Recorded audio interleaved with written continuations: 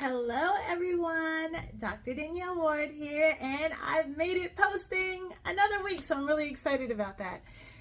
What I want to do with this video today is one of you commented that you wanted to see a video about overcoming hardships and developing discipline, so that's what this video will be. But first, I will start with a few updates from this past week, and then we will get right into it, so stay tuned.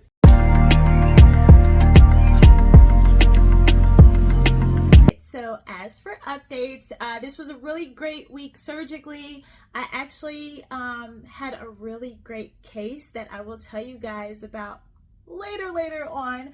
But we had our first resident clinic patient, which is essentially our patients that we bring in. And I was the first resident to bring in a patient and operate on that patient.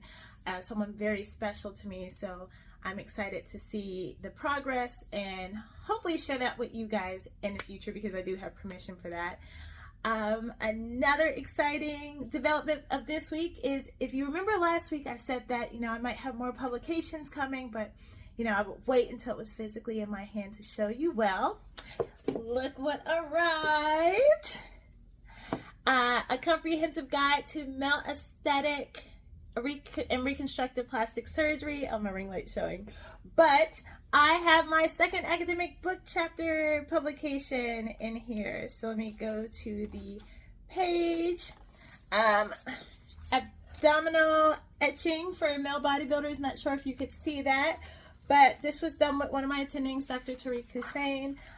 We talk about the techniques that we use, and yeah, I'm just very excited about this. This was actually supposed to be my first academic book chapter publication. This was submitted way back when I was a second-year plastic surgery resident, but books take time, and so it's really exciting that this is finally out. And you can buy it on Amazon if you're interested in learning surgical techniques for males. It actually has a lot of great chapters in here on everything ranging from reconstructive to aesthetic. It's a great book. Other than that, I'm dressed up today. It was celebrating a friend of mine's birthday, so we just we went to church and we just did brunch, so that's why I am dressed up. It's also my weekend off call, so I took out my braids yesterday. I spent like 5 hours doing that and washing my hair and everything. So back to this, but as you can see, the Miami humidity has gotten to me and I kind of want to go back to braids. But yeah, next time that you guys see me, I will officially be a 4th-year plastic surgery resident. So, woo, time is flying, officially in that senior position, ready to get it, getting more autonomy. I'm excited, and hopefully you guys will stick around for the journey with me. But let's get into why we came here today. I just wanted to give you guys quick updates, but now let's talk about overcoming hardships and discipline.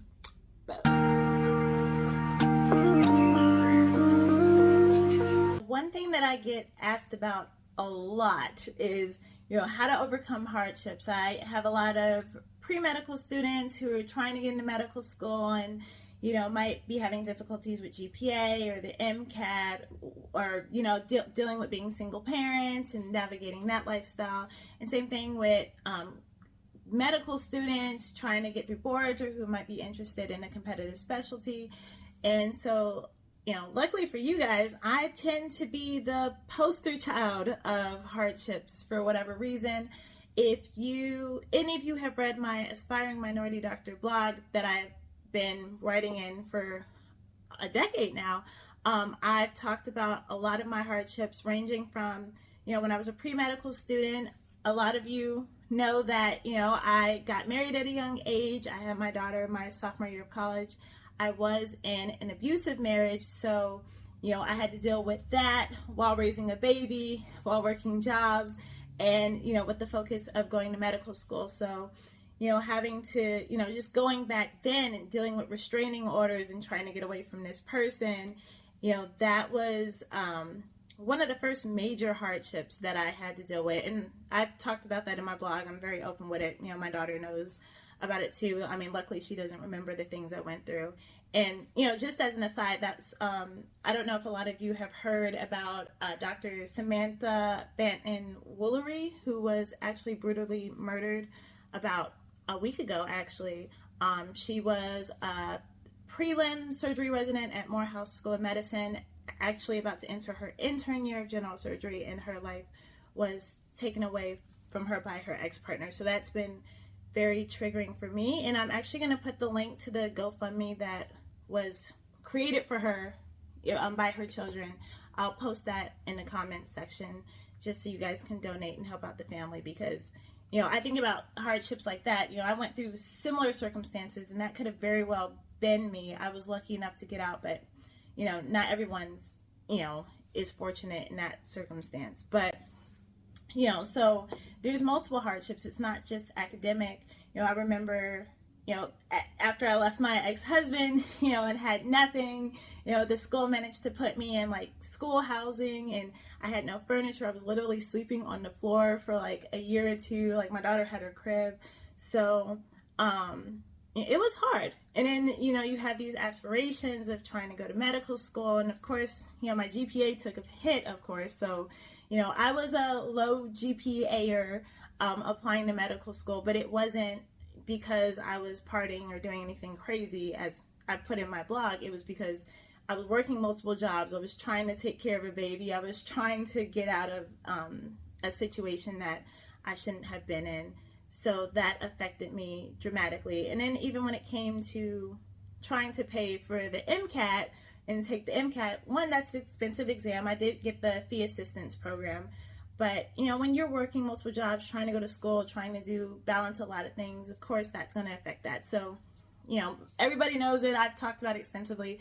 I had a low GPA, low MCAT scores. I took the MCAT 4 times and still didn't score high on that. I think my highest score was a 21. This is back when it was on the other scale, 21 or 22. At this point, it's been so long, I don't remember. But, I had to overcome that obstacle. And then there was the hardship of applying to medical school. I applied multiple times over a span of 5 years before I got accepted. It was just the one school that accepted me. So, I am no stranger to hardships. And so when people say, how do you overcome it?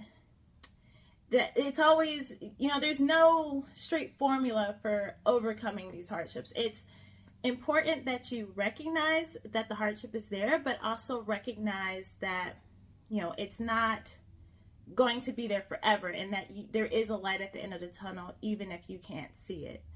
So, the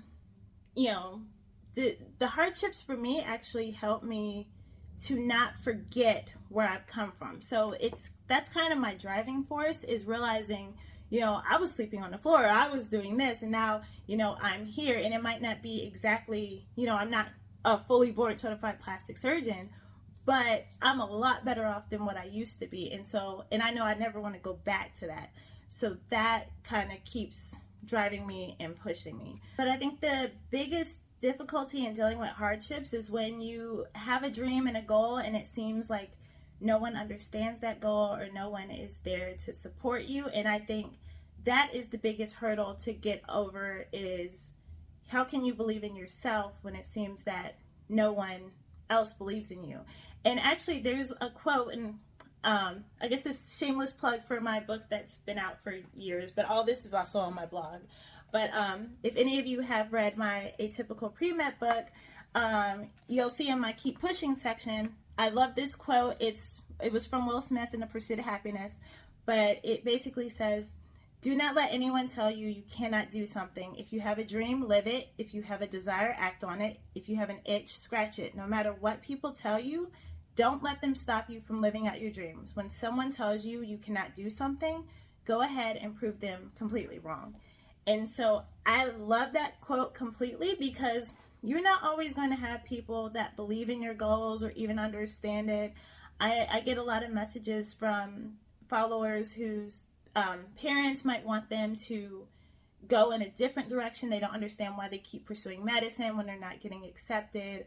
Or they might have pre-medical advisors who say, oh, you don't have a chance. But, you have to be that driving force that, keeps going, that pushes you. You got to believe in yourself when no one else does. And I can tell you, as someone who is now a plastic surgery resident physician, when literally no one thought I could make it to this point, It's a major hardship, but if you keep that belief in yourself, and I have a major faith in God, like, keep that faith that, he would not have given this dream, this vision, if it weren't going to come to fruition, then, that can help overcome the hardships. And it's not just academic hardships that you might be dealing with. There's also financial hardships, like applying to medical school and residency. Unfortunately, it doesn't get better, is expensive. And so, overcoming that is using your resources. Like, if you are a single parent, don't be afraid to use child care assistance or food stamps, or do whatever you have to do to make sure you can support your family. But then, also, if you got to get credit cards to help pay for some of these things, think of it as an investment. It's all hard. We all go through it. Some people start off with families that pay for everything for them. And, there are people like us who have to do it, everything alone. But use your resources and realize that at the end of the day, when you make it to your goal, it will all come back to you tenfold. But I guess to answer the question of overcoming hardships, from my perspective, I don't think a hardship is something that is to be overcome. I think it's something that needs to be recognized and acknowledged. But the hardships are what make the journey what it is. It makes you appreciate, like, the winnings that much more when you have those hardships that you have been able to push through. So, I mean, to overcome them, like, hardships will always come. I know, when I'm attending, I'll be dealing with some sort of hardship. Like, that's just the way of life. Life is about hardships, but it's also about dealing with them, facing them head on, and realizing that the hardships don't last forever. I mean, they can last as long as you want them to if you sit and wallow in it, but, or you could just keep pushing and keep thriving, and, finally one day, all that hard work, whether it's little by little, you'll see the results and you'll be happy with it, and you'll be thankful that you went through those hardships, because it can help you appreciate so much more what you have. All right, the second part of the comment asked about discipline, and I'm assuming that means, how do you develop the discipline to, carry out your goals? I don't know if I can teach you how to develop discipline, but it brings me to another quote that's in my book, Atypical Pre-Med, that I bring up. And, I have a section that says, are you interested or are you committed? And then this quote by Kenneth H. Blanchard I put in my book. It says, there's a difference between interest and commitment. When you're interested in something, you do it only when it's convenient. When you're committed to something, you accept no excuses, only results.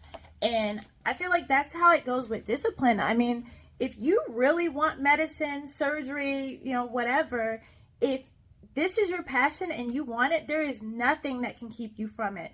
Like, do I want to study all the time and put in the work and do everything that I did? No, but I know that this was my passion, this was my goal, and I was willing to do whatever it took to complete my goal. And so, that discipline comes when like, I have to do this to get me to this.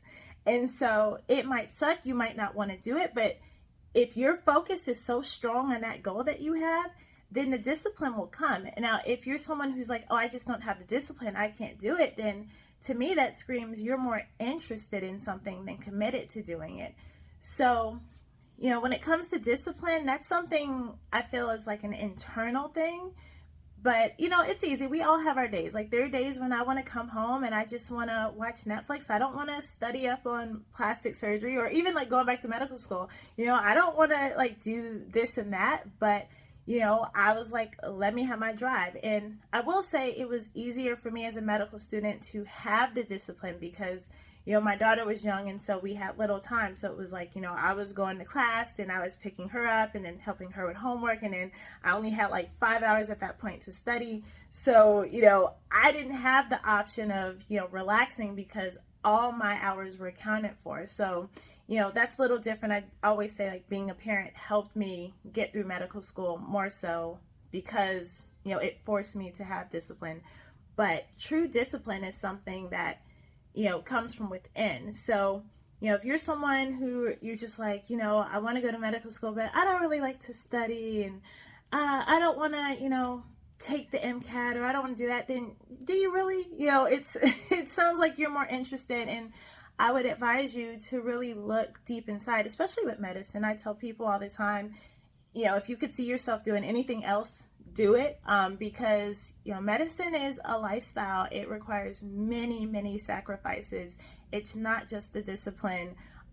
You will miss birthdays and funerals and important events just pursuing it, and you lose out on a lot of money when your peers are buying houses and living their lives. So it's the discipline itself is more an internal thing. I don't think there's anything I can say to give you tips on it.